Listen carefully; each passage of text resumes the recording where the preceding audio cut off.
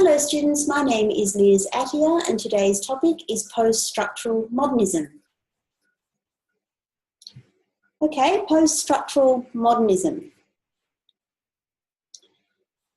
Well, what do we mean by modernity? I guess it's the civilization that followed post-Enlightenment. So the idea of a capitalist, industrialised, liberal democratic society where secularism and rationalism and science and technology are valued. So that's the era that we're actually talking about. So post-structuralist and post-modernist thinking talks about the epistemology that there's not one real truth, but in fact many truths. And it's based on the work of Jacques Derrida and Michel Foucault. So Foucault argued that truth is in fact constructed by those who hold power, and it's a social construction and it depends widely on what the consensus is. So postmodernists would actually tend to reject the ethics of scientific medicine and deconstruct them in terms of power. Who are the power brokers? What is their ideology? What is their intention for actually pushing for and promoting a consensus or an ideology? So, for example, one culture might believe that polygamy is the truth of marital relations, and another culture might condemn polygamy as unethical. So it's based on who is and who are the power brokers as to what becomes the social norms as to what's considered ethical or not. So I guess I'm asking you to go back to that case in point around FGM and consider how might a postmodernist respond to female genital mutilation. Well, they might say that FGM is purely a cultural activity.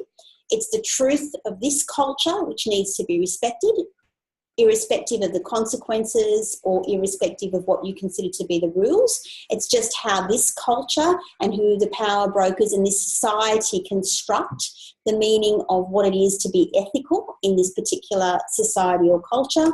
And every culture is relative to another culture and should not be judged. Therefore, we shouldn't judge FGM as ethical or unethical because it's not our right to. It's the culture or that society's own meaning that they attribute to it within their context that becomes important.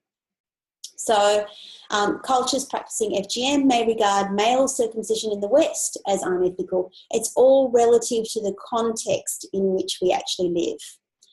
What's the advantage of this modernism theory in terms of ethical decision making? Well, postmodern and post-structural theories highlight the importance of the social and cultural settings of healthcare, as well as the interconnections between facts and individual values. So it does, in fact, consider quite heavily the environment and the contextual factors as to the decision and as to the dilemma as it presents for the people involved. So it's quite contextually heavy, if you like.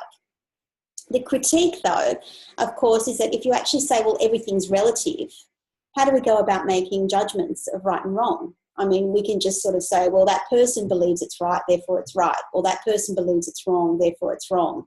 And it's very difficult then to separate the subjectivity out of the decision making and come up with a consistency in terms of how action should actually be seen. So it takes away the certainty of predicting what decisions should actually be made because it's all then subjective based on the person and the culture's own perspective or that society's own perspective with respect to the decision.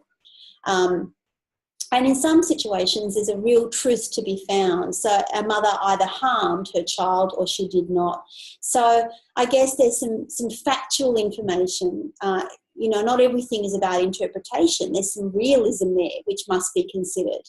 And the post-structural or post-modernist theory doesn't give weight to evidence, to factual information, because it's all about interpretation. Thank you, students. That brings today's topic to an end.